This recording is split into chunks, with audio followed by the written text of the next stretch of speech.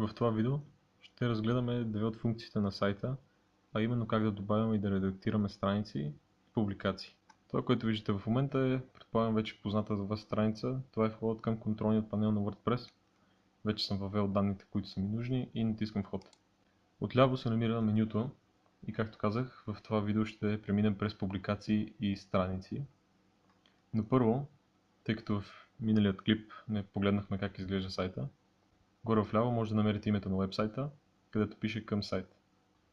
Ето по този начин изглежда сайта в момента, като нищо не е пипано по него, естествено. Сега отново да се върнем в таблото, като отново горе вляво, както виждате, името на сайта и кликаме върху табло. Първо ще разгледаме публикациите и какво всъщност ни предлага WordPress.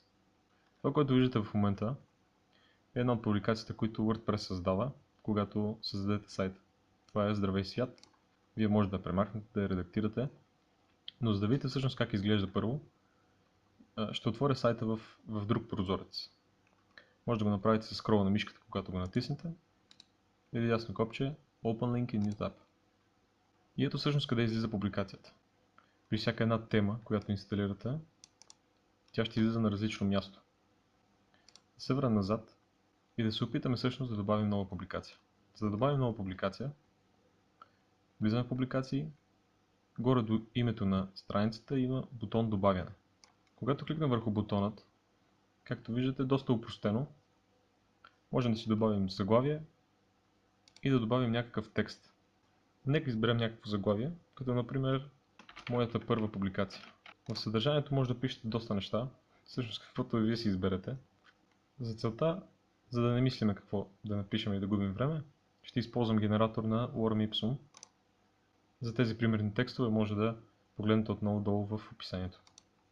Сега връщаме се отново към WordPress сайта и вече съм копирал този текст и ще го поставя тук.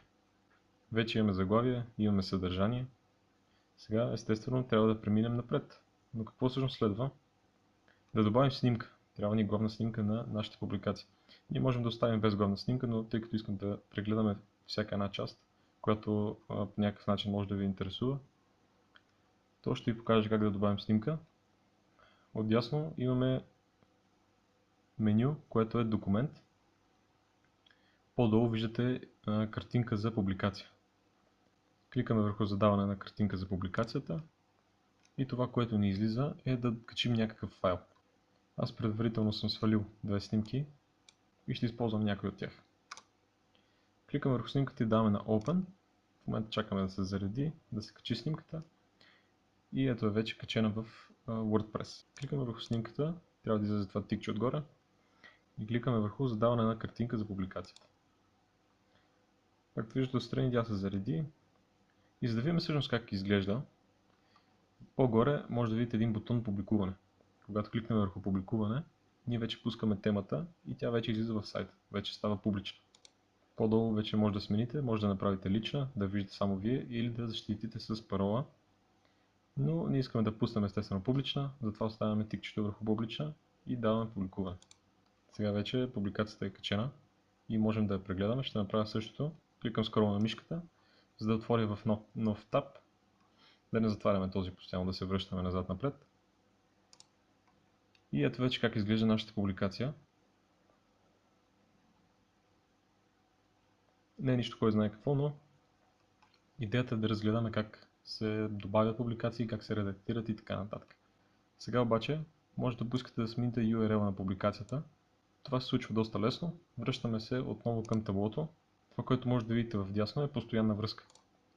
Когато кликнете върху постоянна връзка, вие може да смените краткото име на адреса или да кликнете върху заглавието и отново отгоре ви излиза и вашият URL. Съответно отдясно имате бутон редактиране и отново може да редактирате какъв да бъде URL-ът на вашата публикация. Няма значение къде ще го направите. Аз ще го направя вдясно, тъй като е доста по-удобно. И вместо на кирилица ще го направим на латиница. След като променим URL-ът, даваме на обновяване и отново отваряме публикацията. Сега вече може да забележите, че URL отгоре се е променил. Следващото нещо, което можем да прегледаме, е категориите. И тъй като нямаме категории, ще преминем през процеса на добавяне. Това отново се случва през две места. Едното е тук през публикацията, като кликнете върху бутона добавяне. Другият вариант е в ляво, където се намира главното меню, да кликнете върху категории. Да приемем, че искате да добавяте доста повече категории от една. Кликаме на страницата с категориите и както виждате ни се отваря една малка форма, в която можем да попълваме данните, които всъщност WordPress изисква от нас. Като първото е името на категорията, второто е краткото име, това, което ви излиза горе в URL адреса, ето тук. Съответно, отдолу може да изберете родителска категория. Например, ако имате категория дрехи и създадете подкатегория бузи. И отдолу вече може да запишете някакво описание на вашата категория, което аз няма да правя, но вие може да го направите за вас. Сега, нека създадем една категория, ще я кръстим природа, краткото име ще го напишем на латиница. Тъй като нямаме родителска категория, ще оставим на категория без и добавяме. Както виждате отдясно, във вашата категория се добави и всъщност вие може да я редактирате доста лесно. Както виждате има два бутона, едното е бързо редактиране, което ще ви изкара една подформа, която ще ви даде доста по-бързо и лесно без презареждане на страницата да редактирате категорията. Другият начин е като кликнете върху бутоната редактиране, който ще ви изпрати към същата форма, която попълнихме преди малко, в която ви се позволява да добавите родителска категория и описание. Няма да редактираме нищо, но това се връщаме назад, за да видим как всъщност да сменим категорията на току-що добавената от нас публикация. Кликаме отново на публикации, кликаме върху всички и ето нашата първа публикация. Сега, отново има два варианта как да добавим категорията към нашата публикация. Единият вариант е като кликнем върху бързо редактиране и я сменим от полето с категории. Кликаме върху природа и махаме от без категория тикчето. Другият вариант е кликаме към бутоната редактиране, който ще ни доведе към съвсем друга страница, която е страницата, която видяхте малко по-рано при добавянето на публикациите. Отдясно, както виждате, имате отново това меню, махате тикчето от без категория, добавяте го на природа, даваме обновяване и след това ще прегледам отново публикацията. Ето, както виждате, сме сменили категорията. До тук с добавянето на публикации.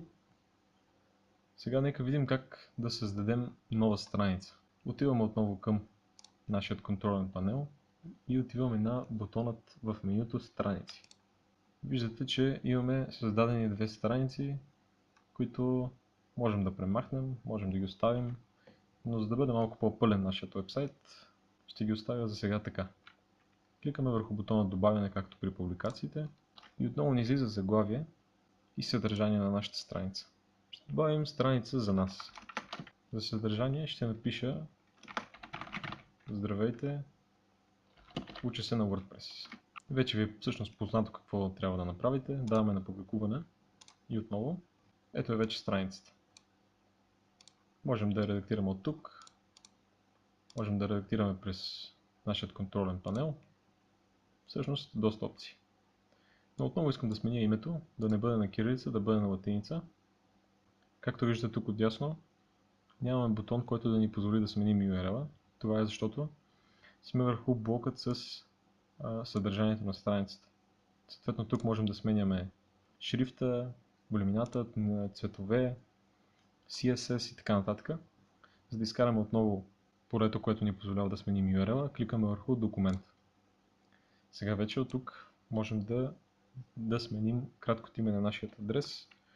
Ще го направим за нас, само че на латиница. Даваме обновяване. И тук всъщност можем отново да добавим някаква картинка към страницата. Процедурата е абсолютно същата. Избираме някаква снимка, задаваме като за картинка на страницата и даваме на обновяване. След това можем отново да прегледаме страницата, да видим как изглежда. Оп, бутончето се скри, няма нищо. Можем да дадем отгоре на преглеждане. И ето вече нашата страница. Да, тя изглежда като публикация, но това много зависи от темата, която използвате в момента. Това са общите неща за страниците и за публикациите. Ако имате някакви въпроси, отново може да ги оставите долу в коментарите и аз ще отговоря на тях. Сега вече можем да продължим напред.